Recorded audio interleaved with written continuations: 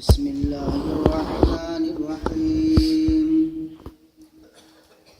الحمد لله رب العالمين، الصلاة والسلام على أشرف الأنبياء والمرسلين، خاتم النبيين، شفيع المذنبين، أنيس الغريبين، راحة العاشقين، محب الفقراء والغرباء والمساكين، مولانا ومقتدانا وهادينا وناصرنا أبي القاسم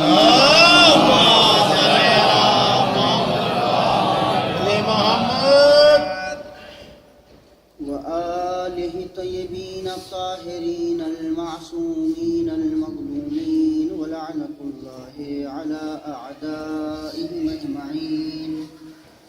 أما بعد، فقد قال الله تبارك وتعالى في كتابه الكريم: بسم الله الرحمن الرحيم. ولقد كرمنا بني آدم وحملناهم في البر والبحر ورزقناهم من الطيبات وفضلناهم على كثير ممن خلقنا تفضيلا. اللهم صل على محمد وآل محمد. خالق کون مکان اپنے کلام میں ارشاد فرماتا ہے: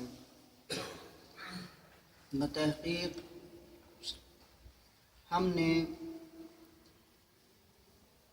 اولاد آدم کو کرامت عطا کی، بزرگی عطا کی، شرافت و منزلت عطا کی، اور ہم نے اس کو خشکی اور دریاؤں میں سوار کیا.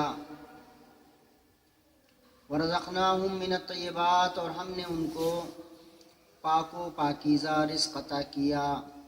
وفضلناہم علی کثیر ممن خلقنا تفضیلا، اور ہم نے ان کو اپنی بہت ساری مخلوقات پر فضیلت عطا کی. انسان اس اعتبار سے کہ اللہ کی پیاری مخلوق ہے، اللہ نے تمام تر وہ چیزیں جو اس کے ظاہری اور باطنی حسن کو بڑھا سکتی تھیں، اضافہ کر سکتی تھیں اس کے حسن میں، وہ ساری چیزیں اس کو بتا دیں، اور وہ تمام چیزیں جو اس کے ظاہری وجود کو باقی رکھنے کے لیے لازم تھیں وہ بھی اس نے فراہم کر دیں. جو اس کے ظاہری وجود کو نقصان پہنچا سکتی تھیں وہ بھی اس نے بتا دیا اس کو کہ یہ چیزیں تمہیں نقصان پہنچا سکتی ہیں اور یہ چیزیں تمہیں فائدہ پہنچا سکتی ہیں. انسان مرکب ہے دو چیزوں سے، ایک اس کا جسم ہے، ایک اس کی روح ہے. ان دونوں چیزوں کے لوازمات ہیں، ضروریات ہیں. جو چیزیں جسمانی اعتبار سے انسان کو نقصان پہنچا سکتی تھیں اس کو اس نے مضر جسم بنا کر حرام قرار دے دیا کہ یہ تمہارے نقصان کے لیے ہیں، لہذا مومن کبھی نقصان کا سودا نہیں کرے گا، ان سے تم پرہیز کرنا. روحانی اعتبار سے جو چیزیں اس کے لیے تنزلی کا سبب بن سکتی تھی، پستی کا سبب بن سکتی تھی، اللہ نے اس سے اس کا اختیار اٹھا لیا کہ تمہیں یہ کام انجام نہیں دینا ہے. اس کو اس نے اپنی شریعت میں احکام کی شکل میں پیش کر دیا ہے کہ چونکہ یہ انسان میری پیاری مخلوق ہے، میں نے اسے ساری چیزوں سے حسین بنایا ہے. اس کے جسمانی اعتبار سے آپ دیکھیے تو اس جیسی خوبصورت شے کوئی میں نے نہیں بنائی ہے، اس سے پیارا پیکر میں نے کسی کو عطا نہیں کیا ہے.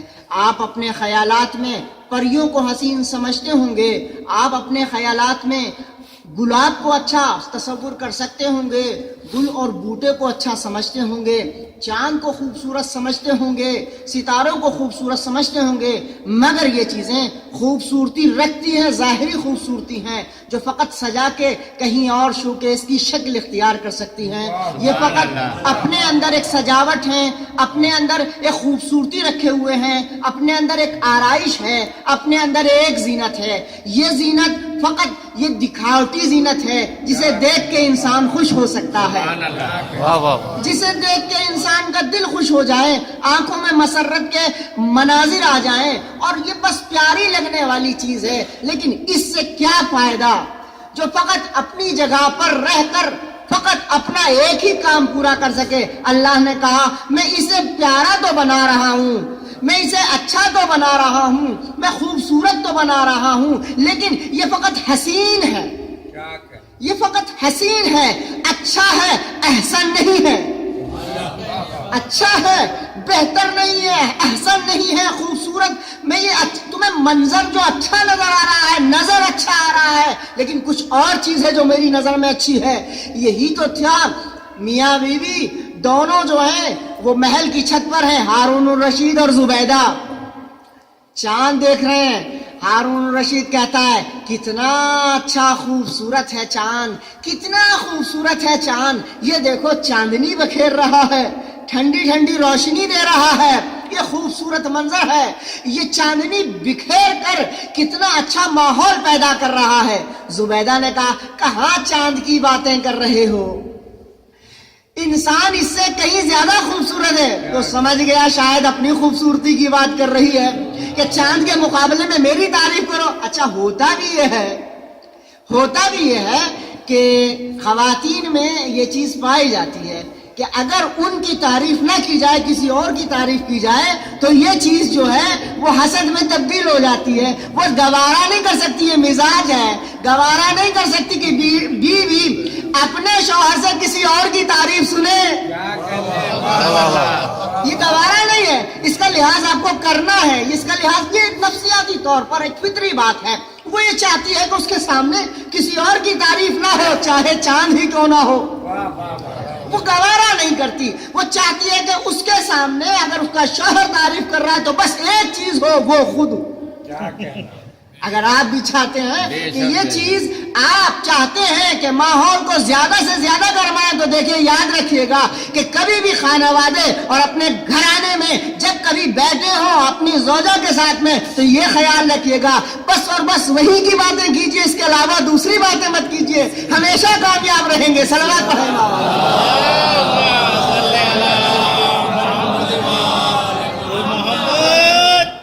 اس لیے کہ وہ بٹوارا نہیں، وہ بٹوارا نہیں، ساجھا نہیں چاہتی ہے. یہ نفسیاتی بات ہے. لیکن زبیدہ نے ہارون الرشید سے کہا تو اس کو جلن ہو گئی. کہا اچھا یہ بات تم اپنے بارے میں سوچ. اس نے کہا نہیں، اللہ نے انسان کو اس سے زیادہ خوبصورت بنایا ہے. کہا کیسی باتیں کر رہے ہیں؟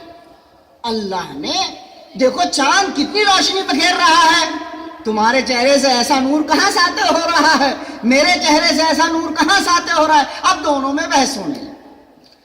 دونوں سلطنت والا مزاج رکھتے تھے، بادشاہت دماغ پہ سوار ہے.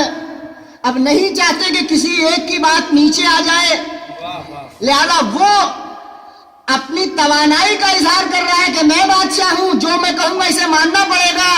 وہ کہتی میں مملکت حسن کی شہزادی ہوں، اسے میری اطاعت قبول کرنا پڑے گی. گویا دو بادشاہوں میں جب جھگڑا ہے تو دونوں نہیں ماننے والے ہیں. اب بات کس کی ہو؟ کہا اچھا جب بات ادھر آ جاتی ہے تو اسے غرور اور گمن جب انسان کا نخوت میں تبدیل ہوتا ہے تو چاہے اپنی بیوی کیوں نہ ہو، پھر گھمنڈ میں آ جاتا ہے تو پھر مردانگی اس پر سوار ہوتی ہے، پھر چاہتا ہے کسی بھی گھر میں سے اپنی بیوی پر غالب آ جائے.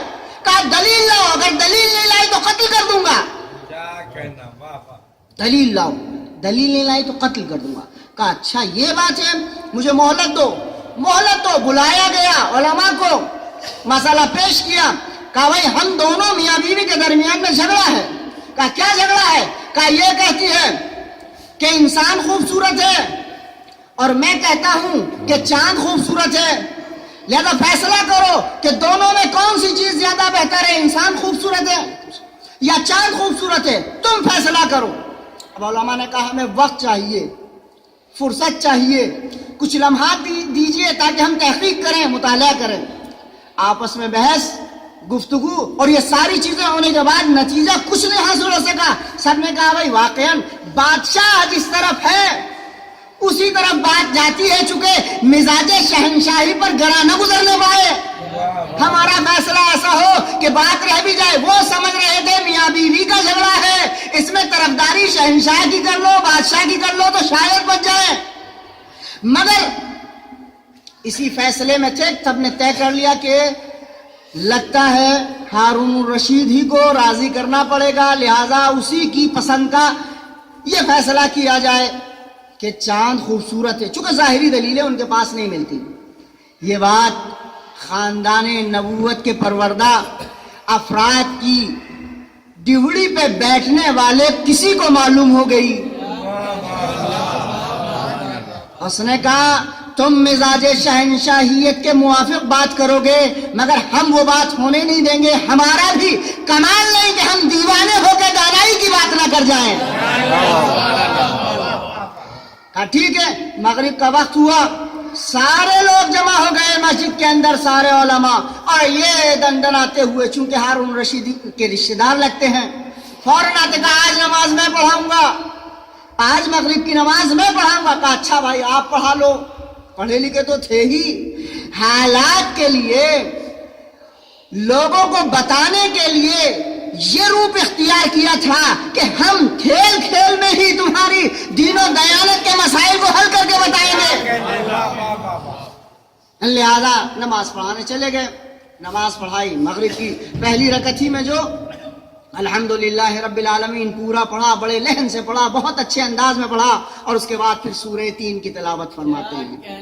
پھر سورہ تین کی تلاوت فرماتے ہیں، والتین والزیتون، اور ہوتے ہوتے اس کے بعد آتے ہیں لقد خلقنا القمر فی احسن تقویم۔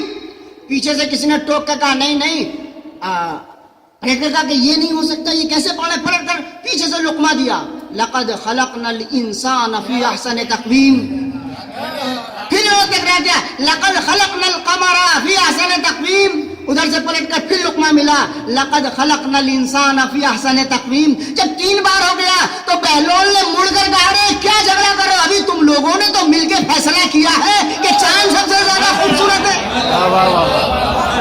تو میں ڈر گیا کہ جہاں سارے اجماع کر بیٹھے، یہ سارے اجماع کر بیٹھے کہ چاند خوبصورت ہے، تو میں نے کہا شاید آیت بھی بدل گئی ہوگی۔ میں نے آیت بدل کے پڑھا، ابھی تو یہ تم کہہ رہے تھے چاند خوبصورت ہے، تو مجھے پڑھنے کیوں نہیں دیتے؟ تو معلوم یہ ہوا کہ قرآن کے حقائق سے دانا افراد کبھی یہ گوارا نہیں کر سکتے کہ تم قرآن کی حقیقت سے الگ چلو، وہ بتا کر رہیں گے چاہے جس جگہ بھی ہو۔ انہوں نے بتا دیا کہ دیکھو لقد خلقنا الانسان فی احسن تقویم کا مطلب یعنی یہ ہے اللہ نے ساری مخلوقات میں سب سے زیادہ خوبصورت جسے بنایا ہے وہ ہے انسان۔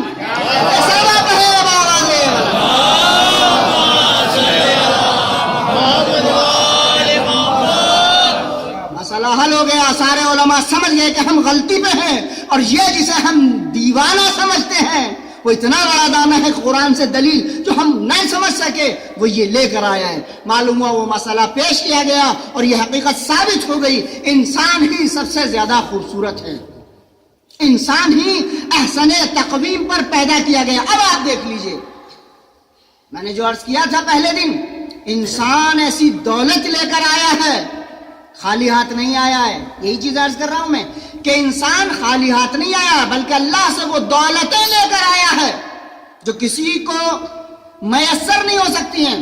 یعنی پوری دنیا اگر مل کے دینا چاہے تو یہ ظاہری خوبصورتی جو ہے کیا یہ دے سکتی ہے؟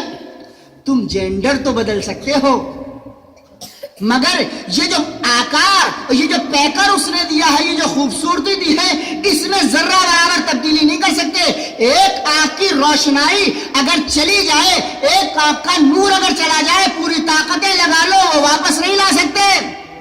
یہ ابرو اگر ذرا سا اس میں کچھ فرق پیدا ہو جائے تو تم اسے پورا نہیں کر سکتے ہو. یہ بال یہ نہ جانے کون کیا کتنے پیسے خرچ کرتے ہیں ان کے لیے. بتائیے کیوں؟ یہ اگر حسن نہ ہوتا، اللہ کی دی ہوئی شے نہ ہوتی، تو تم اس کی تلاش میں اتنے پیسے کیوں خرچ کر رہے ہو؟ یہ بتاتا ہے، اس بات کی دلیل ہے اس بات کے اوپر کہ تم دولت خرچ کر کے بھی یہ سکون، یہ خوبصورتی حاصل نہیں کر پاؤ گے جو ہم نے تمہیں فری اور مفت میں دی ہوئی ہے. صلوات پڑھیں بابا دے.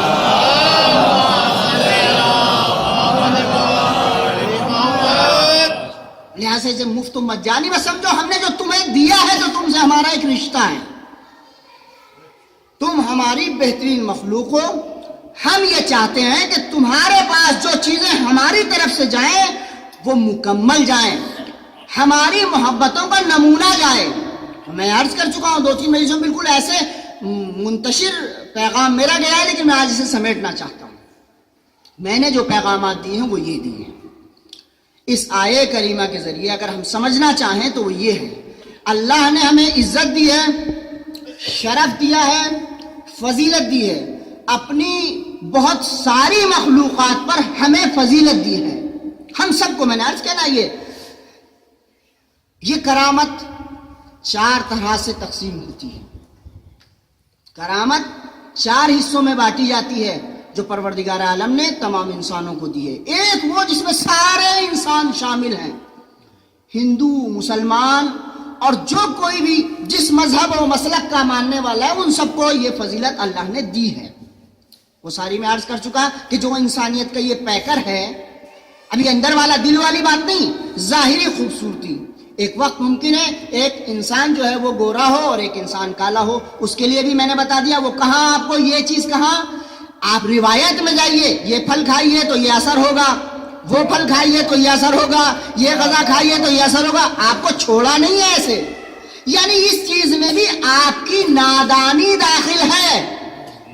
اس چیز میں اگر آپ کو شریعت کا حکم معلوم ہوتا تو ہو سکتا ہے اس حکم کی بنیاد پر آپ اپنا ظاہر بھی خوبصورت بنا سکتے تھے، مگر چونکہ آپ واقف نہیں، آپ نے پہلے سے اس کی ٹریننگ نہیں کی، لہذا آپ کا خوبصورت جو یہ ظاہر تھا وہ خوبصورتی میں تبدیل نہیں ہو سکا. یہ کمیاں آپ کی وجہ سے وجود میں آئی ہیں، اس طرف میں متوجہ کرنا چاہتا تھا.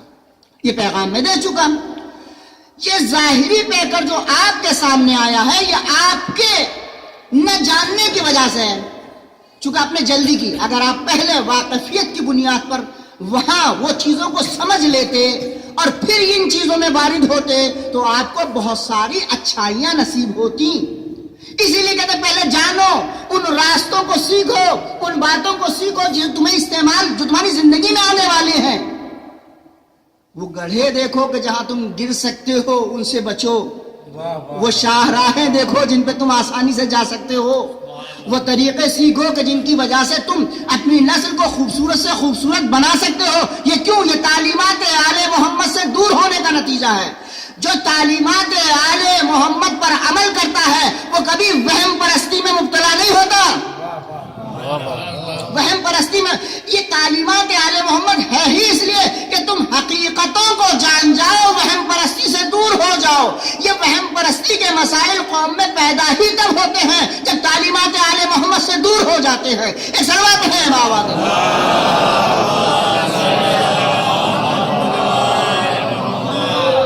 جو طریقے اللہ نے بتائے ہیں ان طریقوں کو اپنائیے. تو شریعت نے پہلا کام آپ کے ظاہر کو خوبصورت بنانے کے طریقے بتائے. پھر ان چیزوں میں آپ جب خوبصورت ظاہر لے لیں گے تو اس خوبصورت ظاہر کا کوئی فائدہ نہیں اگر باطن آپ کا خوبصورت نہ ہو. اس باطن کو خوبصورت بنانے کے لیے اللہ نے وہ بھی احکام بتائے کہ یہ آپ کا باطن کیسے خوبصورت بنے گا، کس طریقے سے آپ کے باطن میں خوبصورتی پیدا ہوگی. ایک خوبصورت انسان جو ظاہر میں خوبصورت ہو اور باطن میں خوبصورت نہ ہو تو بے فائدہ ہے. لہذا خوبصورت تو وہ ہے جس کے ظاہر سے بھی خوبصورتی ٹپکتی ہو، باطن سے بھی خوبصورتی ٹپکتی ہو. اور یہ مت سمجھیے کہ کوئی انسان اگر ظاہر میں خوبصورت نہیں ہے تو اس کا باطن بھی خوبصورت نہیں ہو، نہیں، بلکہ یہ لازمہ نہیں ہے. کبھی کبھی ایسا ہوتا ہے کہ انسان کا ظاہر تو خوبصورت نہیں ہے لیکن باطن اتنا خوبصورت ہو جاتا ہے، اتنا خوبصورت ہو جاتا ہے کہ سارے عربوں میں فصیح لہجے والے کے درمیان میں ایک کالے کو کعبے کی چھت پہ چڑھا کے اعلان کیا جاتا ہے کہ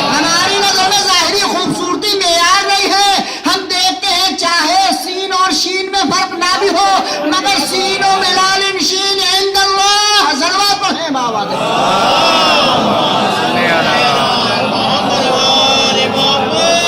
کبھی کبھی اللہ کی نظر میں وہ اتنا خوبصورت ہو جاتا ہے کہ دیگر جو خوبصورت ظاہری پیکر رکھنے والے ہوتے ہیں ان پر رشک ہونے لگتا ہے، وہ رشک کرنے لگتے ہیں کہ یہ کیا، ہمیں کوئی مرتبہ نہ ملا۔ بہرحال اس طرف مجھے نہیں جانا ہے۔ اللہ نے، میں یہی پیغام کو سمیٹ رہا ہوں، اللہ نے آپ کو ظاہری فضیلت بھی دی ہے، باطنی فضیلت بھی دی ہے۔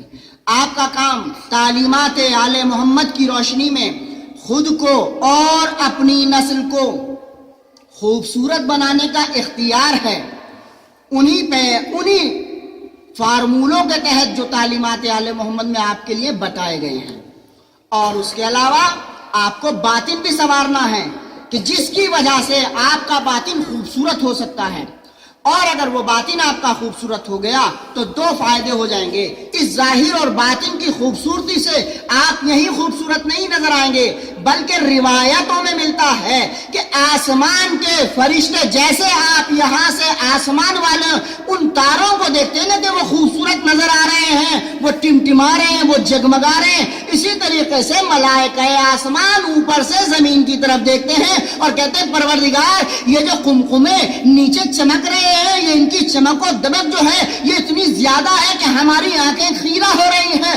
وہ پوچھتے ہیں کہ یہ کون ہے؟ فرماتے ہیں زمین پر مجلس ہو رہی ہے، ہمارے چاہنے والے بیٹھ کے حسین کا تذکرہ کر رہے ہیں، یہ وہ چمک رہے ہیں۔ چلا پڑھیں بابا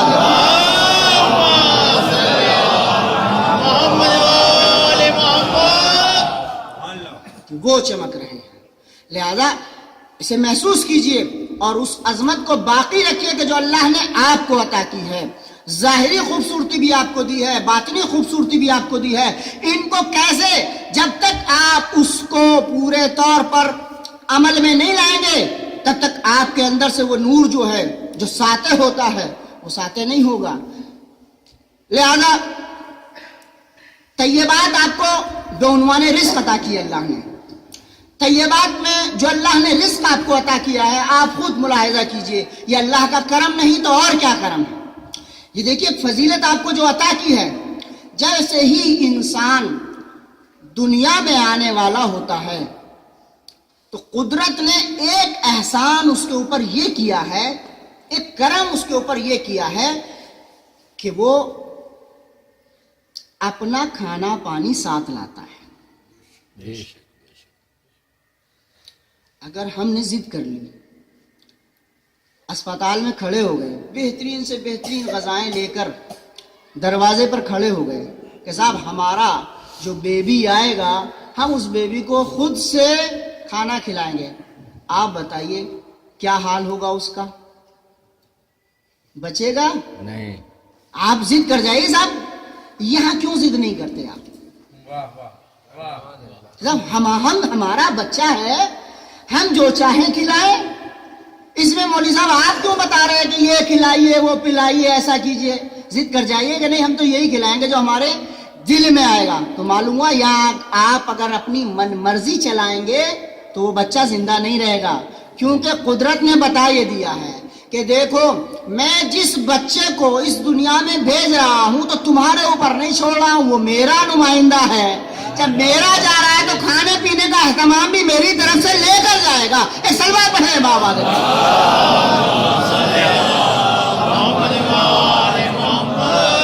اب آپ اگر اس کو اچھے پکوان کھلا دیں گے اور کوئی اور چیز پلا دیں گے تو بچہ زندہ نہیں رہے گا۔ اللہ بتانا چاہتا ہے تم یہاں پر منتظر رہتے ہو کہ میرے بنائے ہوئے طریقے کے تحت جو غذا اس کے لیے مقرر ہوئی ہے وہی کھلائی جائے اس کو تو یہ بچے گا۔ تو جب اس کے جسم کے لیے تم منتظر ہو کہ جو ہم نے مقرر کیا ہے وہ کھلاؤ تو اس کی روح کے لیے اپنی طرف سے کیسے تم فلسفے بنا رہے ہو؟ یہ سلوات پڑھیں بابا دے۔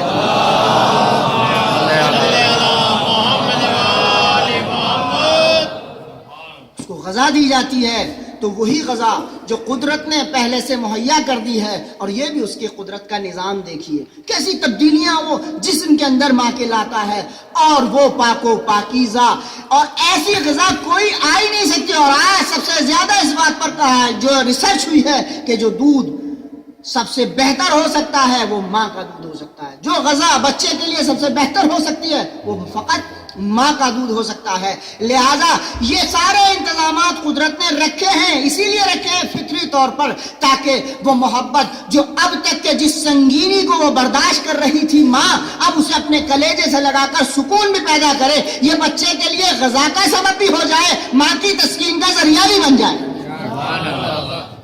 ماں کی تسکین کا ذریعہ بھی بن جائے۔ اب آپ اگر اسے کوئی اور دوسری چیز دیتے ہیں تو اس کے ساتھ جفا کرتے ہیں، ظلم کرتے ہیں، بچہ تو بہل جائے گا، بچہ بہل جائے گا، چونکہ بہرحال وہ بچہ ہے، آپ اسے اصلی چیز نہیں دو گے تو وہ نقلی چیز میں معمولاً بہل جاتا ہے۔ بچہ رو رہا ہو، روتے روتے آپ نے دیکھا ہوگا گھروں میں، رو رہا ہے بچہ، بلک رہا ہے، ماں نہیں آ رہی ہے، اور اس کا ہاتھ چادر پہ پڑ گیا اور اس نے اسے چوسنا شروع کر دیا، ہوتا ہے نہیں ہوتا ہے، چوسنا شروع کر دیتا ہے۔ یہ بتائیے کیا اس سے اس کا پیٹ بھر رہا ہے؟ اس کا پیٹ نہیں بھر رہا ہے۔ کیا اس سے طاقت مل رہی ہے؟ طاقت نہیں ملی، مگر بچہ رونا بند کر دیتا ہے، اس لیے کہ اس کے پاس یہ شعور نہیں ہے کہ یہ اصلی چیز ہے یا نقلی چیز ہے، یہ اس کی ضرورت کو پورا کر سکتی ہے یا ضرورت کو پورا نہیں کر سکتی ہے۔ بھائی اسی لیے تو ماں باپ کے لیے کہا گیا ہے، جو جب تمہارا بچہ ان مراحل میں ہو کہ وہ تشخیص نہ دے سکے کہ کیا اس کے لیے ضروری ہے اور کیا ضروری نہیں ہے، اس وقت کے لیے ماں اور باپ کو رکھا گیا ہے کہ وہ اپنی تشخیص سے صحیح چیزیں اس کے لیے فراہم کریں۔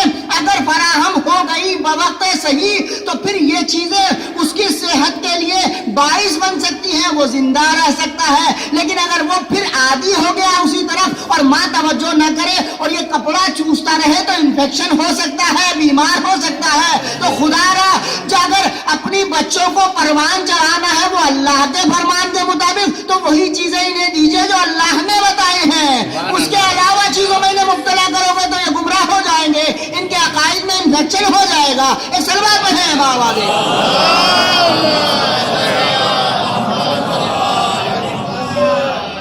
بچانا ہے آپ کی، یہ آپ کی ذمہ داری ہے کہ آپ دیکھیں کہ ہمارا بچہ کہاں اٹھتا ہے، کہاں بیٹھتا ہے، کیا چیزیں ٹیلی ویژن پر دیکھتا ہے، کیا نہیں دیکھتا ہے، کیا اس کے موبائل میں ہونا چاہیے، کیا اس کے موبائل میں نہیں ہونا چاہیے۔ آپ کو اوپر سے نگرانی کرنا چاہیے، یہ آپ کی ذمہ داری ہے، ورنہ وہ جس چیز میں لگ جائے گا وہ تو بچہ ہے، اسے کچھ پتا نہیں ہے اور اس کا بچپن اسی میں گزر جائے گا اور پھر جوانی آئے گی اور پھر وہاں سے وہ کچھ نہیں سمجھ پائے گا۔ یہ آپ کی نگرانی ضروری ہے کہ آپ دیکھیں، ورنہ اس میں تو اس دنیا کے اندر اچھائیاں بھی رکھی ہیں، برائیاں بھی رکھی ہیں۔ اچھائیوں کی طرف چلا جائے گا تو یہ اچھا انسان بن جائے گا، اور برائیوں کی طرف جائے گا تو برا ہی نکل کر آئے گا، کوئی اچھا نہیں نکل سکتا ہے۔ یہ آپ کے اوپر نگرانی ہے۔ میں نے وہ مراحل عرض کیا اس سے پہلے کہ مجلس میں کیا مراحل تھے، کہ آپ کو کہاں کہاں تک نگرانی کرنا ہے اور پھر کہاں اسے چھوڑ دینا ہے، یہ سارے مراحل میں پہلے عرض کر چکا ہوں۔ تو یہ ضروری ہے، اللہ کی یہ بھیجی ہوئی جو بہترین مخلوق ہے، اللہ نے اسے عزت دار بنایا ہے، تو آپ اپنے بچے کو خودداری اور عزت کا درس دیجئے۔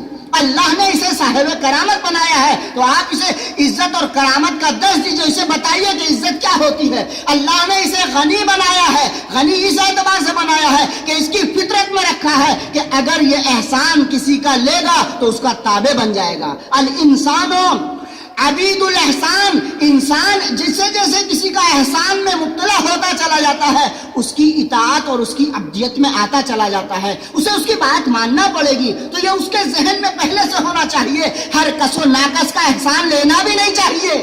اللہ نے کہا چونکہ جب ساری اقتدار میرے ہاتھ میں، ساری قدرتیں میرے ہاتھ میں، تو تمہیں بس میرا احسان مند ہونا چاہیے، میرے نمائندوں کا احسان مند ہونا چاہیے، اس لیے کہ میں وہ ہوں جو احسان کرتا بھی ہوں تو اس احسان کو جتاتا نہیں ہوں۔ کبھی تم اگر مبتلا ہو جاؤ ایسوں کے بیچ میں کہ جو احسان کرے اور 36 جگہ جتائے تو اس سے تمہاری آبرو بھی جائے گی اور کچھ نہیں ہوگا۔ اے سلوات پڑھیں بابا دے۔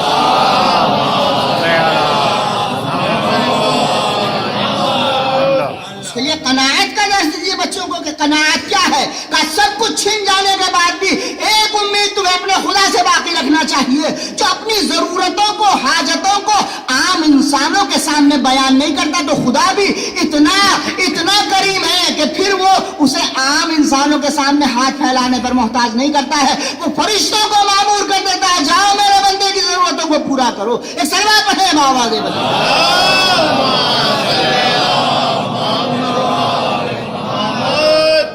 آپ کو اس منزل پر جانا پڑے گا۔ اور یقین رکھیے میں دو چار دن سے پہلے یہ بات آپ کو بتا چکا ہوں، فرشتے آپ سے افضل نہیں ہیں، فرشتے آپ کی خدمت کے لیے پیدا کیے گئے ہیں، فرشتے ائمہ کے گھرانے کی خدمت کے لیے۔ یہ آپ نے بہت سنا ہوگا کہ فرشتے آتے تھے حضرت زہرا سلام اللہ علیہ کی چکی چلاتے تھے، گہوارہ جھلایا کرتے تھے امام حسن امام حسین کا۔ تو یہ تو بڑے والے فرشتے تھے، ان سے چھوٹے بھی فرشتے ہیں جو آپ کے گھروں میں بھی آتے ہیں۔ آپ نے روایتیں نہیں پڑھی ہیں، یہ عام مائیں جب بچے کو بہلاتی ہیں تو اس وقت بھی فرشتے آتے ہیں، اور نہ جانے کتنے کتنے مقامات پر فرشتے آتے ہیں، مگر ہمیں پتہ نہیں ہے، ہم ان چیزوں کو پڑھتے نہیں ہیں۔ میں اگر آپ کو ان چیزوں کو پہلے سے بتاتا کہ کس کس مواقع پر فرشتے آپ کے یہاں آتے ہیں تو آپ واقعاً احساس کرتے کہ وہ فرشتے جو وہاں آتے ہیں وہ تو اعلیٰ درجے کے فرشتے ہیں، لیکن ہمارے رتبے کے مطابق فرشتے ہمارے گھروں میں بھی آتے ہیں، ہمارے رتبوں کے مطابق آتے ہیں۔ ہمارا چھوٹا سا طالب علم جب گھر سے علم دین حاصل کرنے کے لیے چلتا ہے تو ایک دو نہیں، فرشتے اپنے پر بچھاتے ہیں، جسے قالین بچھاتے ہیں نا پیروں کے نیچے، ایسے فرشتے پر بچھاتے ہیں۔ یہ شرف ہے ہمارے گھرانے کے بچوں کا۔ کیوں؟ کس بنیاد پر اس کو یہ شرف ملا ہے؟ کہ یہ دین کی تعلیم حاصل کرنے کے لیے جا رہا ہے، دین کی تعلیم حاصل کرنے کے لیے جا رہا ہے۔ کہ پھر کیا ہوگا؟ کہ یہ خود پریشانیوں میں رہے گا اور خود پریشان ہو کر علم دین حاصل کرے گا، اور اس کے بعد جب لوٹ کر آئے گا تو اپنی قوم کو، اپنے گھر والوں کو دین کا علم دے گا۔ اس کا فائدہ کیا ہوگا؟ کہ اس دین کے علم سے یہ اور اس کے گھر والے فائدہ اٹھائیں گے، اور ان کے درجات جو معنوی درجات ہیں وہ بلند ہوں گے، اور یہ خدا سے قریب تر ہو جائیں گے۔ یعنی جو چیزیں اللہ سے قریب کرنے کا باعث ہو، اگر ایک عام انسان کی اولاد وہ ذریعہ فراہم کرنے کے لیے جانے لگے تو فرشتے پر بچھاتے ہیں۔ ایک عام انسان کی اولاد اگر اللہ کے مقصد کو پورا کرنے کے لیے اس کی تعلیم حاصل کرنے کے لیے جاتا ہے تو فرشتے پر بچھاتے ہیں۔ روایات کہتی ہیں، ہم یقین رکھتے ہیں، تو اب یہاں سے سمجھ میں آتا ہے نا، عام انسان کے لیے بھی فرشتے موجود ہیں جو پر بچھاتے ہیں، تو وہ کیا منزلت رکھتے ہوں گے کہ جن کے بچے روتے ہیں تو گہوارہ جھلانے کے لیے جبرائیل آتے ہیں۔ ایک سلوات پڑھیں آواز بلند۔ اللہ یہ چاہتا ہے کہ آپ اس کے احکامات پر عمل کیجئے، وہ آپ کو پسند کرے گا۔ جناب موسیٰ کی قوم میں ایک شخص تھا جو بہت بڑا عبادت گزار تھا، بہت زیادہ متقی۔ میں یہاں سے ایک گریز کر رہا ہوں۔ اللہ نے اپنی رحمتوں کو وسیع بنایا ہے، فقط یہ نہیں کہا ہے کہ تم خود فائدہ اٹھاؤ، بلکہ اس نے آپ کو بھی فائدہ اٹھانے کے لیے کہا ہے، اور جو آپ سے متعلقین ہوں ان کے لیے بھی۔ جناب موسیٰ کی قوم میں جو یہ عابد تھا، عبادت کرتا ہے، جناب موسیٰ نے دیکھا اس کے سرہانے ایک کبوتر ہے، پرندہ ہے، جو انگور کا گچھا لیے ہوئے ہے، اور وہ آرام سے بیٹھا ہوا عبادت میں مصروف ہے، اور وہ اسے کھلا رہا ہے۔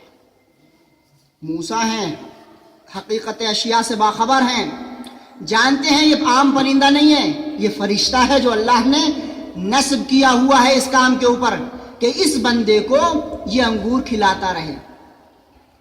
موسیٰ گزرے، سلام علیکم ہوا، جواب ملا۔ کہا موسیٰ تم کوہ طور پر جا رہے ہو، ذرا اللہ سے جا کر یہ پوچھ لینا کہ اللہ نے جنت میں میرا کیا مقام رکھا ہے۔ اب موسیٰ سمجھتے ہیں کہ ایک فرشتہ اس کی خدمت کے لیے رکھا ہے اللہ نے، وہ اتنی عبادت میں مصروف ہے، اور اللہ نے اس کا تو کوئی خاص مرتبہ رکھا ہوگا، خاص مرتبہ ضرور رکھا ہوگا کہ یہ اطاعت میں فرشتہ ہے، اس کی غلامی میں لگا ہوا ہے جو اسے کھلا رہا ہے۔ اللہ گئے، اللہ کے پاس موسیٰ پہنچتے ہیں، کوہ طور پر جا کر مناجات کرتے ہیں اور اسی درمیان میں اس کا سوال رکھتے ہیں، معبود ایک تیرا بندہ ملا، میں نے اس کو دیکھا، وہ اس عالم میں تھا کہ تیری رحمتیں اس پر اتنی نچھاور تھی کہ تیری طرف سے اس بیابان صحرا کے اندر جہاں کوئی کچھ نہ تھا ایک پرندہ اس کی خدمت میں لگا ہوا تھا، یعنی فرشتہ تھا جو اسے انگور کھلا رہا تھا صحرا کے اندر، میرے معبود بتا دے کہ اس کا مقام کیا ہے جنت میں۔ کہا موسیٰ جا کے کہہ دو کوئی جگہ نہیں ہے جنت میں۔ تعجب ہوا نا آپ کو؟ موسیٰ کو بھی ایسے ہی تعجب ہوا، میرے پروردگار میں نے اپنی آنکھوں سے اس کا یہ اعجاز دیکھا ہے، دیکھے گا بہت اس چیز پر آپ غور کیجئے گا، میں نے اپنی آنکھوں سے یہ اعجاز دیکھا ہے، فرشتہ اسے اپنی چونچ سے گچھا پکڑ کے انگور کھلا رہا ہے، وہ فرشتہ ہے، میں نبی ہوں، میں نے دیکھا ہے، اور تو اللہ ہے، تو نے بھیجا ہے، تو نے دنیا کے اندر اسے یہ عظمت دی ہے کہ فرشتہ اسے اپنی چونچ میں انگور کا گچھا پکڑ کر کھلا رہا ہے، فرشتہ خادم ہے اور یہ بندہ جو ہے وہ خدمت لے رہا ہے، مجھ نبی نے دیکھا ہے اور اس کو فرشتہ ہے، کوئی اور نہیں ہے، پھر بھی جنت میں مقام نہیں عزیزو، پھر بھی جنت میں مقام نہیں۔ کہ اللہ بتا تو صحیح جنت میں کیوں مقام نہیں؟ کہ تو نہیں سمجھتا، جا کے اس کی قوم کو دیکھ کس حال میں ہے، اس کی قوم گناہ میں مبتلا ہے اور یہ یہاں عبادتیں کر رہا ہے۔ اللہ کو سب کچھ تو برداشت ہے مگر اللہ کو خود غرضی برداشت نہیں ہے، یہ بس اپنے بارے میں سوچتا ہے، قوم کے بارے میں نہیں سوچتا، اپنے بارے میں سوچتا ہے، قوم کے بارے میں نہیں سوچتا۔ تو سمجھ لے جو اس کی عبادتیں ہیں میں دنیا میں اس کا صلہ دے رہا ہوں، اب جنت کے لیے کچھ نہیں اٹھا کے رکھ سکتا، اس کے لیے صلوات پڑھے آگے بڑھا۔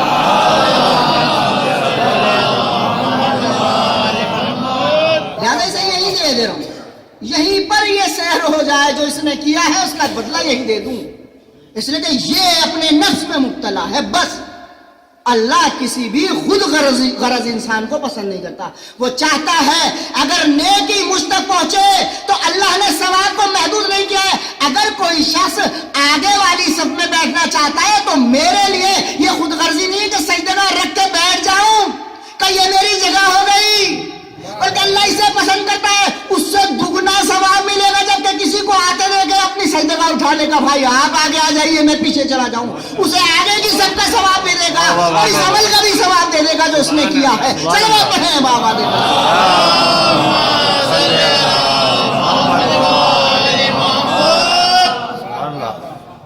خود غرضی نہیں ہے، آپ تو کر کے دیکھیے عمل کو، کر کے دیکھیے عمل کو۔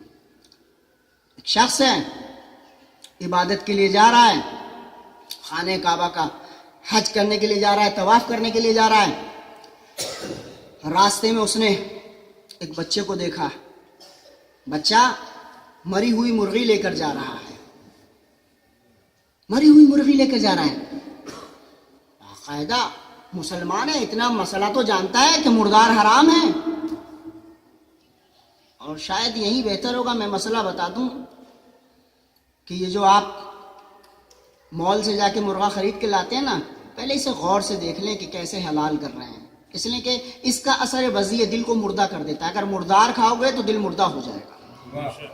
حلال غذا کھائیے، جو آپ کے سامنے حلال، مت کھائیے گوشت اگر حلال نہیں مل رہا ہے، وہاں سے لائیے جہاں سے حلال ملے، اگر حلال نہیں کھاؤ گے تو کبھی بھی تمہارے دل میں زندہ باتیں آ نہیں سکتی ہیں، یہ مردگی لائے گا حرام کھانا، تو جہاں سے حلال ملے آپ کو حلال لائیے۔ یہ بچہ لے کر جا رہا ہے، مری ہوئی مرغی لے کر جا رہا ہے، ایک مرتبہ حاجی ہے رک جاتا ہے، ارے بھائی بچوں یہ کہاں لے جا رہے ہو، یہ تو تمہارے اوپر یہ حرام ہے، وہ سمجھ رہا چھوٹے بچے ہیں، اس نے کہا یہ مرغی ہمارے لیے اس وقت میں حلال ہے، کہا حلال ہے اس وقت میں تمہارے لیے، تم تو واقعی کانفیڈنس سے بتا رہے ہو کہ یہ حلال ہے، کہاں اے مسافر تجھے پتا نہیں ہے، ہم اور ہماری ماں غیرت دار ہیں، 6 دن سے بیٹھے ہیں، کچھ کھایا نہیں ہے،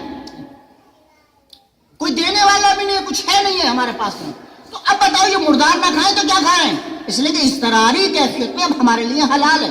وہ اس نے سنا، ایک مرتبہ فوراً ہوش میں آیا، کہا میرا حج بیکار ہے، دو معصوم بچے اور ان کی ماں اگر بھوکی رہ جائے تو میرا حج کس کام کا؟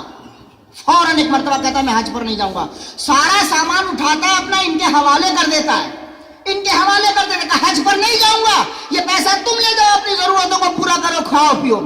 آ جاتا ہے, آنے کے بعد میں گھر لوٹ آتا ہے, گھر پہ بتاتا بھی نہیں کسی کو کہ حج کر کے آیا نہیں آیا. لیکن جو قافلہ گیا تھا حج کرنے کے لیے جب لوٹ کر آتا ہے تو آ کر اسے کہتا ہے بھائی ماشاءاللہ کیا کہنے, آپ کا تو نور وہاں سارے حاجیوں میں ایسے چمک رہا تھا, ملا لو چاند سے.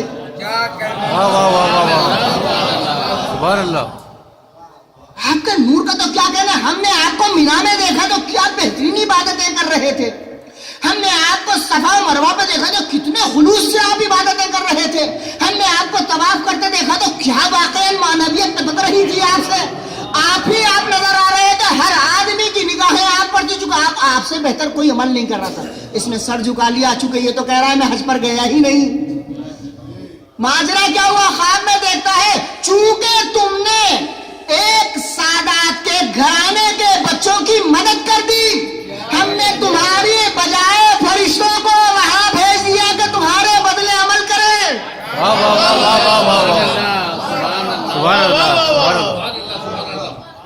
تم نے حج اس لیے نہیں کیا تھا کہ تمہارا نام ہو کہ حاجی جی آئے ہیں, تم نے واقعی جو ضرورت تھی اسے پورا کیا, اور تم نے ہمارے جو نمائندے ہیں ان کی اولاد میں سے ان کا احترام کیا, اور ہمارے محبوبوں کا تم نے احترام کیا, تو ہم نے تمہاری شکل میں فرشتہ بھیج دیا کہ جو ہر مقام پر تمہارا عمل انجام دے رہا تھا. تو اب سمجھ میں آیا کہ اگر تم اللہ کی مرضی میں چلتے جاؤ گے تو اللہ تمہاری خدمت فرشتوں سے لیتا چلا جائے گا, فرشتوں کو تمہارا غلام بنا دے گا. صلوات پڑھیں بابا.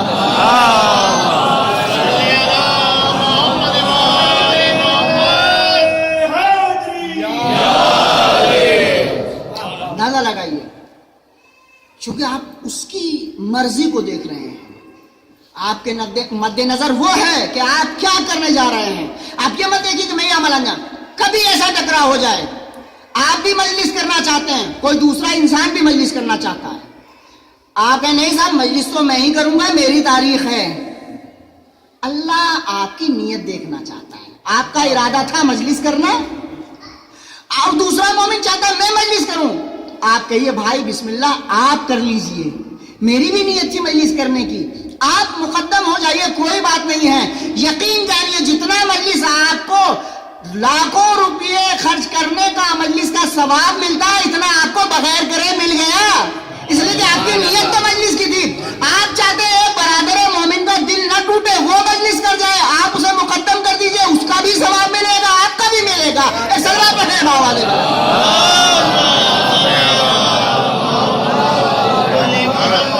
اور جہاں یہ ٹکراؤ ہونا شروع ہوئے, 10 بجے میری مجلس ہوتی, تو کون ہوتا ہے 10 بجے مجلس کرنے والا, میری مجلس سے مجلس ٹکراتا ہے. اب یہاں پر معلوم ہوا نام و نمود تو ہو سکتا ہے, یہ تکرار تو ہو سکتی ہے, مجلس کا ثواب اس میں نہیں مل سکتا ہے. صلوات پڑھیں ہیں بابا.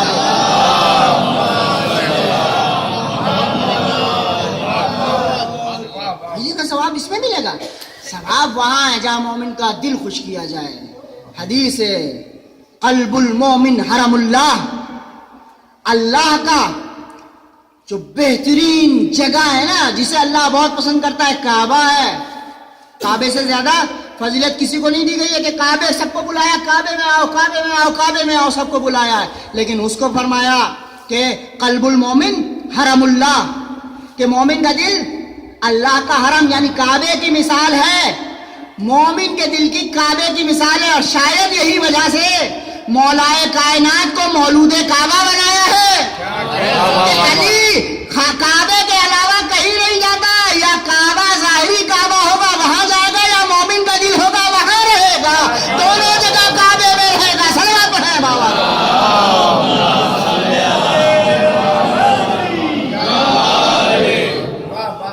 تو عزیزوں یہ ہے اللہ چاہتا ہے جو میں نے آپ کو شرف دیا ہے, جو میں نے عزت دی ہے, اس کو صحیح طریقے سے میرے بتائے ہوئے طریقے پر آپ اپناتے چلے جاؤ. میں تمہیں ایسا عزت دار بنا دوں گا, ایسا عزت دار بنا دوں گا کہ پوری دنیا بھی اگر تمہاری عزت کو ختم کرنا چاہے, میں وحدہ لا شریک وعدہ کرتا ہوں، میں وحدہ لا شریک وعدہ کرتا ہوں، وہ تمہیں ذلیل نہیں کر سکتا۔ بس تم میری مرضی کے مطابق عمل کر دو، میری مرضی کے مطابق عمل کر دو، میں تمہیں ایسے کہاں سے یعنی زمین سے اٹھا کے آسمان پہ لے جاؤں گا، زمین سے اٹھا کے آسمان پہ لے جاؤں گا۔ مثال سناؤں،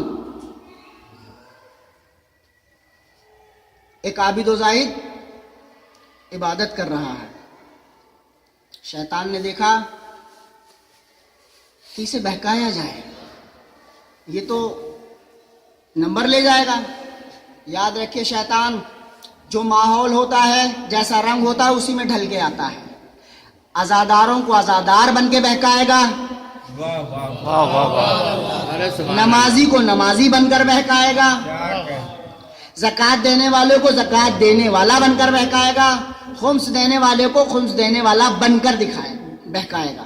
یہ اس کی خاصیت ہے، ورنہ تو پہچان جائیں گے لوگ یہ نماز پڑھنے مشغول ہے، دیکھا کہ یہ بہکائے میں نہیں آئے گا، لہذا اسے ایک طریقے سے بہکایا جائے۔ اس نے جا کے مصلی بچھا دیا اور نماز پڑھنے لگے۔ معتبر کتابوں میں یہ واقعہ ہے، احادیث کی کتابوں میں 1 2 10 20 50 ختم ہی ہونے والی نہیں ہے۔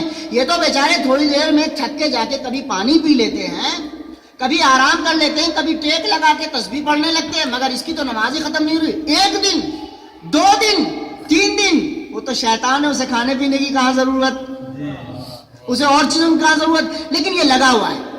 کہا بھائی تم نے تو مجھے واقعاً تعجب میں ڈال دیا، میں بھی نماز پڑھتا ہوں مگر مجھے یہ لطف ایسا میں نے آج تک نہیں دیکھا جو لطف آپ کی نمازوں میں دیکھ رہا ہوں۔ اس کا مطلب لمبی لمبی نمازیں دیکھ کے کبھی آپ بھی دھوکے میں نہ پڑ جائیے گا۔ یہ دیکھو بشری تقاضے پورا کر رہا ہے یا نہیں؟ اگر بشری تقاضے پورا کر رہا ہے تو بشری نماز ہے، ورنہ پھر ٹکرے ہیں، اس کے علاوہ کچھ نہیں ہے۔ کہا جاؤ تم میرا ٹائم ضائع مت کرو، مجھے نماز پڑھنے دو۔ اب بھائی بس ایک لمحے کے لیے مجھے تمہیں خدا کا واسطہ، اس خدا کا واسطہ جو جس کی تم نمازیں پڑھ رہے ہو، مجھے بتا دو یہ طاقت تمہارے پاس کہاں سے آئی؟ کہا اچھا تم سننا چاہتے ہو کہاں سے آئی یہ طاقت؟ کہا تم نہیں کر پاؤ گے، جاؤ تم کر نہیں پاؤ گے۔ کہا نہیں بھائی ہم بھی وہ کام کر لیں گے جو تم نے کیا ہے اور جس کی وجہ سے یہ طاقت آئی ہے، ہم بھی اللہ کے لیے اتنا سجدہ کر لیں گے اور اتنی طاقت آ جائے گی۔ کہا اچھا ایک کام کرو، مجھ سے ایک گناہ ہو گیا تھا اور اس گناہ کو جب بھی میں یاد کرتا ہوں تو میں سارا کھانا پینا بھول جاتا ہوں، اللہ ہی اللہ یاد رہتا ہے۔ کہا گناہ کر لو، اس لیے کہ جب تم نے کوئی گناہ نہیں کیا تو تمہیں احساس ندامت کہاں سے آئے گا، شرمت۔ بات تو صحیح تھی، بات غلط نہیں تھی، لیکن مورد غلط تھا۔ جس نے نہ کیا ہو اس سے کہنا یہ گمراہ کرنا ہے، یہ کام اس سے ہو جس سے ہو گیا ہو اسے سمجھاتا تو ہدایت تھی، جس نے نہ کیا ہو اسے بتا رہا ہے تو گمراہی ہے۔ ایک سلوات ہے باوجہ والا۔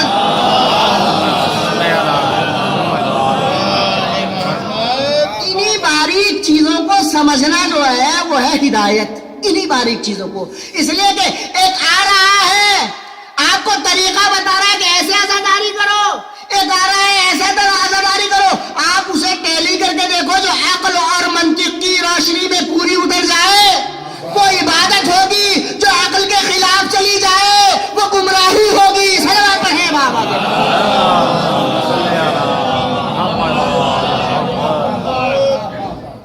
اب ہر کہنے والے کی بات کو ممکن ہے وہی بات اس کے لیے اچھی ہو مگر کون سا مقام یہ وہ جانتا ہے، اور وہی چیز غلط ہو مگر وہ کون سا مقام ہے یہ وہ تشخیص دے گا جو مقام عمل میں ہے۔ اب گناہ کر لو، سمجھ میں آ گیا کہ یار واقعی جو میں دیکھ رہا ہوں اس کے اندر یہ طاقت ہے، گئے ایسی جگہ جہاں گناہ کیا جاتا ہے۔ مگر خدا کی قدرت آپ یاد رکھیے، وہ جب عزت دلاتا ہے تو کیسے دلاتا ہے؟ عزت کا باقی رکھنے والا وہ، چونکہ یہ بھی بیچارہ مخلص تھا مگر سمجھ نہیں تھی، اتنی پہچان نہیں پایا۔ اللہ کو اس کی بھی مدد کرنا تھی اور کسی اور کے لیے بھی اسباب فراہم کرنے تھے۔ کبھی یہ مت سوچئے ہم گناہوں کی آخری انتہا پر پہنچ گئے ہمارا کیا ہوگا۔ ارے قدرت کی نگاہ میں نہ معلوم تمہارا کون سا عمل ایسا پسند آ جائے کہ زندگی بھر کی عبادت ایک طرف رہ جائے اور تم گناہگاروں کو اللہ وہاں پہنچا دے کہ یہاں عبادت گزارنا پہنچ پاتے ہو۔ اس سلام پڑھے بابا دے۔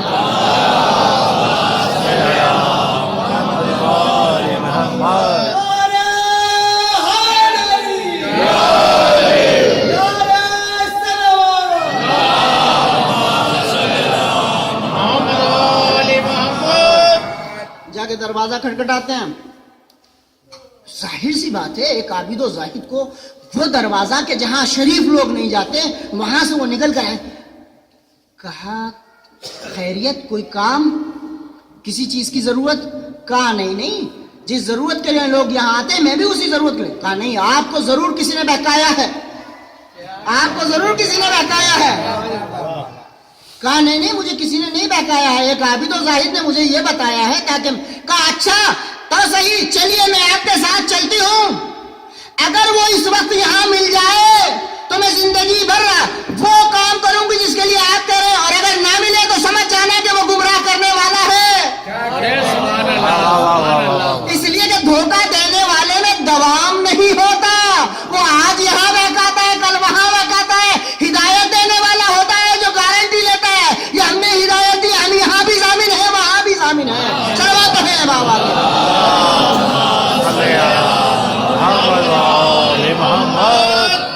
اب یہ ادھر سے جاتے ہیں کہ جا کے دیکھ کے آتے ہیں.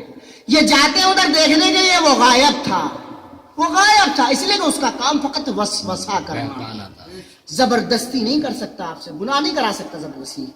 آپ کا ہاتھ پکڑ کے کسی کا قتل نہیں کرا سکتا, آپ کے دماغ میں ڈالے گا, بس وہ دماغ میں ڈالتا ہے. لیکن اختیار اسے, اسی لیے تو آپ کو عقل دیا ہے کہ کسوٹی پر پرکھ کے دیکھیے کہ صحیح ہے یا غلط ہے. وہ ادھر چلے ادھر سے فرشتے چلے کہ یہ عورت جو اب تک گناہوں میں ملوث تھی, جاؤ اور جانے کے بعد اس کی روح قبض کر لو, کہیں ایسا نہ ہو کہ اس کے بعد یہ پھر گناہ میں ملوث ہو جائے. ہم نے اسے ایسا پاک و پاکیزہ بنا دیا, کس کے نتیجے میں؟ کہ اس نے ایک انسان کی ہدایت کی تھی. گویا اگر گناہگار بھی کسی کی ہدایت کا سبب بن جائے تو اللہ کی نظر میں ایسا ہے جیسے کہ اس نے پوری قوم کو بچا لیا, اللہ نے اسے یہ اجر دیا. ادھر اس کا دم نکل گیا, گویا سارے گناہ معاف کر دیے گئے. کس نعمت کے بدلے میں؟ ایک نصیحت کے بدلے میں, ایک گناہ سے بچا لینے کے بدلے میں. عزیزو کسی کو کوئی نصیحت کر دینے سے برا مت ماننا, آپ کا کام بتانا ہے. ہو سکتا ہے وہ نصیحت اتنی کارگر ہو جائے کہ اس کی زندگی سنور جائے اور آپ کو اللہ زندگی بھر کا اجر دے دیتا ہے. چلو پڑھیں بابا کے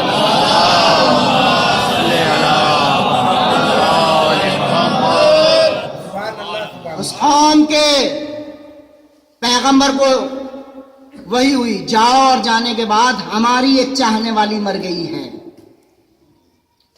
جاؤ اور اس کا غسل و کفن کرو. وہ نبی آتا حقیقت مطلب حیران رہ جاتا, یہ تو ایڈریس غلط بتا دیا شاید. تاکید ہوئی نہیں, اس نے وہ عمل کیا ہے, یہ فقط اپنی ذات پرست نہیں تھی, یہ کبھی کبھی اس کے دل میں ہماری محبت بھی آتی تھی. ہم نے اس کا اجر یہ دے دیا کہ اس ایک عمل کو اتنا پسند کر لیا, چونکہ اس نے ایک عابد و زاہد کی زندگی کو تباہ ہونے سے بچا لیا, اسے گناہ میں پڑنے سے بچا لیا, تو ہم نے اس کے بدلے میں اس کے گناہ معاف کر دیے.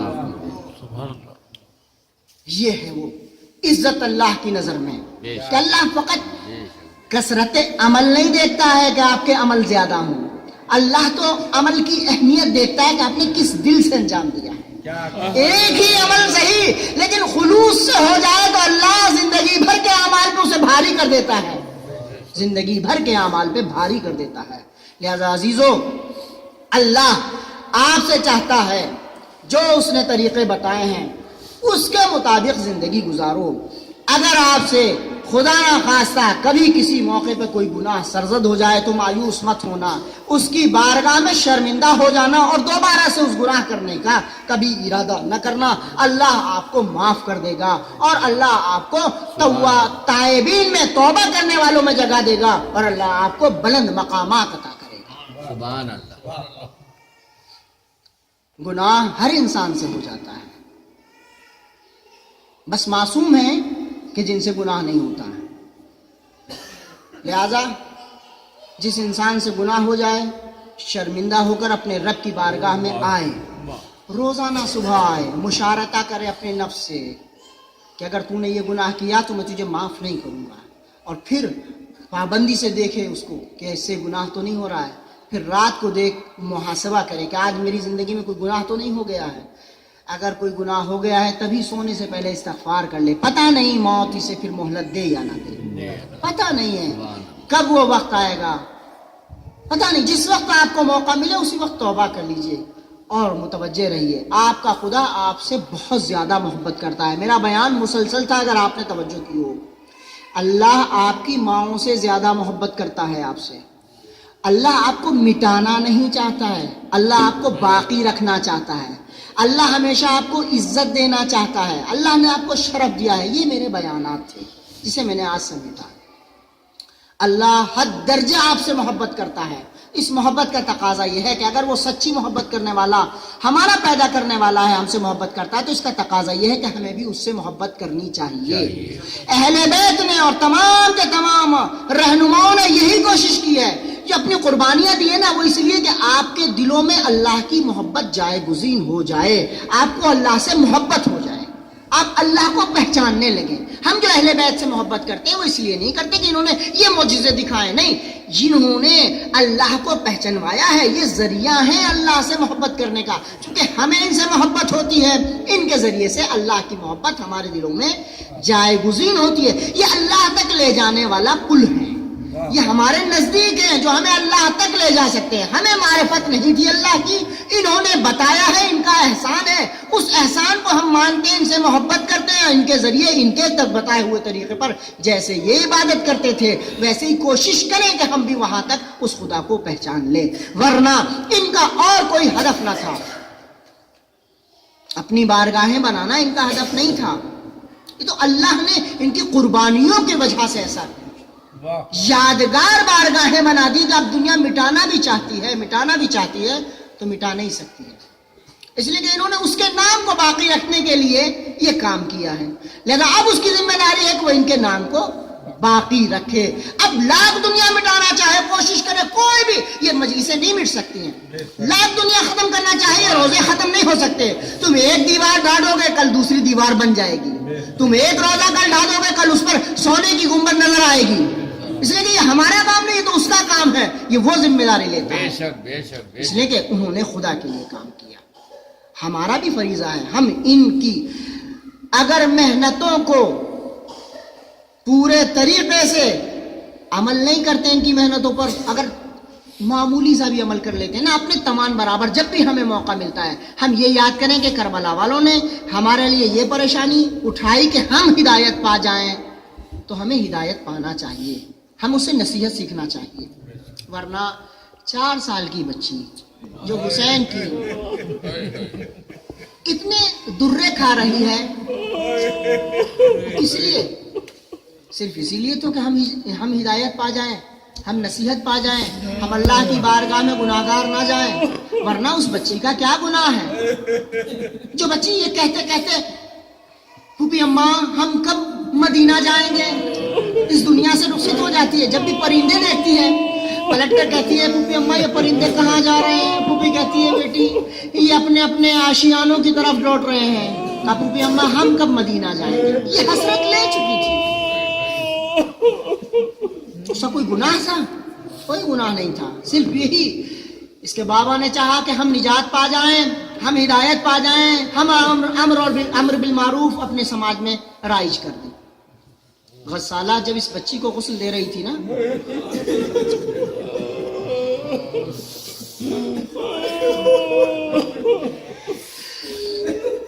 کیسے عرض کروں میں, غسالہ جب اس بچی کو غسل دے رہی تھی نا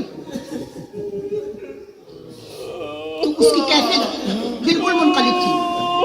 کیا کبھی آپ میں سے بہت سارے لوگوں نے ایک زخم کمر پہ لگ جاتا ہے, بدن پہ لگ جاتا ہے, تو اسے دیکھا ہوگا جب وہ بدن پہ چپک جاتا ہے تو کیا کرتے ہیں, جب اسے چھٹانے لگتے ہیں ابھی رک جائیے, ایک ٹیس ہوتی ہے, آپ کہتے ہیں ابھی رک جائیے, ابھی مت چھٹائیے, ابھی تھوڑی دیر رک جائیے, وہ چپکا ہوا ہے. غسالہ نے یہی دیکھا.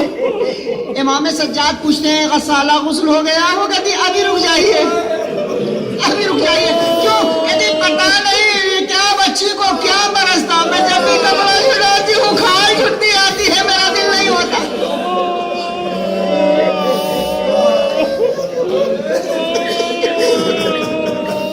میرا دل نہیں مانتا ہے, میں کیسے چھٹاؤں. یہ بچی زندان شام میں انتقال کر گئی اور بھائی نے نہ جانے کس طرح سے اسے دفنایا ہوگا، ہاتھوں میں ہتکڑی پیروں میں بیڑیاں، نہ جانے کیسے دفنایا ہوگا۔ 2 ہاتھ برآمد ہوئے تھے، لاؤ میری سکینہ کو مجھے دے دو۔ سید سجاد نے سکینہ کو سپرد کر دیا تھا، اور آپ چہلم کے نزدیک ہیں۔ چہلم کل گزر گیا، یہ بچی جانے کے لیے بہت پریشان تھی۔ ایک وقت وہ آتا ہے، جناب سید سجاد کو بلایا جاتا ہے، پھوپھی پریشان ہے، بے قرار ہے۔ سید سجاد گئے ہیں، اور جا کر اب جو واپس آتے ہیں تو پھوپھی نے دیکھا کہ اب میرے بیٹے کے گلے میں وہ خاردار توق نہیں ہے، ہاتھوں میں ہتکڑی نہیں ہے، پیروں میں بیڑیاں نہیں ہیں، میرا بیٹا آزاد ہو کر آ رہا ہے۔ ایک مرتبہ دوڑ کے آتی ہے، اپنے لال سے نپٹ جاتی ہے، میرے لال یہ کیا ہوا؟ کہا پھوپھی اماں ہمیں پروانہ مل گیا ہے، اب ہم آزاد ہیں۔ یزید نے کہلوایا ہے، اے پھوپھی اماں چاہے آپ مدینہ چلے جائیں، چاہے آپ یہاں جہاں آپ جانا چاہتی ہیں وہاں چلے جائیں۔ کہا ہے میرے لال رک جاؤ، یہ تمہاری پھوپھی جو ہے وہ یہ فیصلہ کرتی ہے 1 ہفتہ اس شہر میں رہے گی زینب۔ ارے جو ابھی تک رو نہ سکے ہیں ان کو روئے گی، گریا کرے گی، ماتم کرے گی۔ یعنی زینب نے فرش عذاب بچھائی۔ آپ دیکھیے یہ اعجاز ہے زینب کا۔ ابھی جو اس سے پہلے یہ قافلہ یہاں آیا تھا، لوگ آرائش کر کے انہیں دیکھنے کے لیے آئے تھے، زینب نے 1 ہفتے کے اندر وہ منظر بدلا کہ اب جو بھی بیوی آتی تھی ہائے حسین ہائے مظلوم کہہ کے سیاہ لباس میں آتی تھی۔ زینب نے آزاداری کی رسم ڈال دی، سب سے پہلا کام کیا ہے۔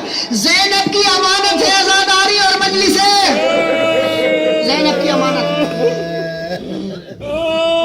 وہ وقت آیا کہ یہ قافلہ چلنے کے لیے تیار ہے۔ شہزادے نے کہا کہ ہمارا جو لوٹا ہوا سامان ہے وہ واپس کیا جائے۔ اب یہ قافلہ چلنے کے لیے تیار ہے، لوٹا ہوا سامان واپس لایا جاتا ہے، ایک ایک بیوی کو اس کے وارث کا سر دیا جاتا ہے کہ اس سر کو اس کے جسم کے ساتھ جا کر دفنا دیا جائے۔ چہلم سے پہلے یہ تیاریاں ہو رہی ہیں کہ یہ سارے سامان لا کے دیے جا رہے ہیں، تبرکات اعضا لائے جا رہے ہیں، ایک ایک بیوی کو اس کے وارث کا سر دیا جا رہا ہے، لوٹا ہوا سامان دیا جا رہا ہے، لوٹی ہوئی ردا دی جا رہی ہے۔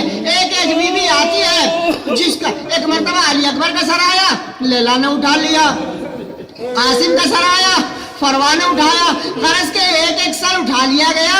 حسین کا سر آیا تو زینب نے دوڑ کر اٹھا لیا، مگر 2 سر ایسے تھے جنہیں کوئی لینے والا نہ تھا۔ شام کی عورتوں نے پوچھا اے بیوی ہو، ارے ان 2 بچوں کی ماں کا اس دنیا میں نہیں ہے، ان کا کوئی اٹھانے والا نہیں۔ ایک مرتبہ سفید بالوں کو زینب نے اوپر کہا، اے بیوی ایسا نہ کہو، ان کی ماں زینب موجود ہے، مگر انصاف کرو، ارے میں اس کو رو کہ جس کی ماں اس دنیا میں موجود نہیں ہے، یا اپنے بچوں کو رو۔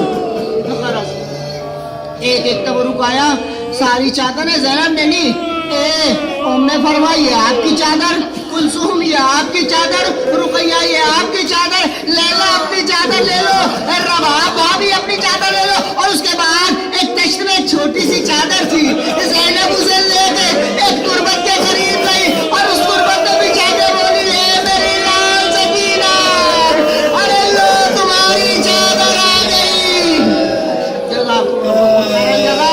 قافلہ چلا کربلا کی طرف، چہلم کے لیے قافلہ چلا کربلا کی طرف۔ ادھر پہلا زائر ہے جابر ابن عبداللہ انصاری، وہ حسین کا پہلا زائر ہے۔ فرات سے غسل کر کے ایک مرتبہ نکلتا ہے، عطیہ ان کے ساتھ ہے۔ عطیہ نے کہا اے جابر ارے کوئی قافلہ نظر آ رہا ہے، ایسا تو نہ ہو کہ یہ ظالموں کا قافلہ ہو اور وہ ادھر سے گزر رہا ہو۔ کہا جابر جلدی کرو جلدی کرو۔ دونوں عطیہ اور جابر ایک جھاڑی میں جا کے چھپ جاتے ہیں۔ دیکھا قافلہ نزدیک ہوا اور نزدیک ہوا، کہا یہ کوئی ایسے لوگ نہیں ہیں، ارے یہ تو ایسے ہیں جو پرسے دار ہیں، یہ ایسے ہیں جو لٹے ہوئے ہیں، یہ تو وہ ہیں جن کے چہرے سے غم برس رہا۔ کہا اچھا۔ ایک مرتبہ کہا آگے بڑھ کے دیکھو، کہا ایک نہیں وہ لاغر انسان ہے جس کے گلے میں زخم سے نمودار ہے۔ کہا ہو نہ ہو یہ سید سجاد ہوں گے۔ عطیہ اور جابر باہر نکلے، ایک مرتبہ دور سے دوڑتے ہوئے جناب سید سجاد کے قریب جاتے ہیں اور ایک مرتبہ گلے میں باہر ڈال دیتے ہیں۔ سید سجاد فوراً ہاتھوں کو پکڑ لیتے ہیں، کہتے مولا کیا گستاخی ہو گئی؟ کہا تو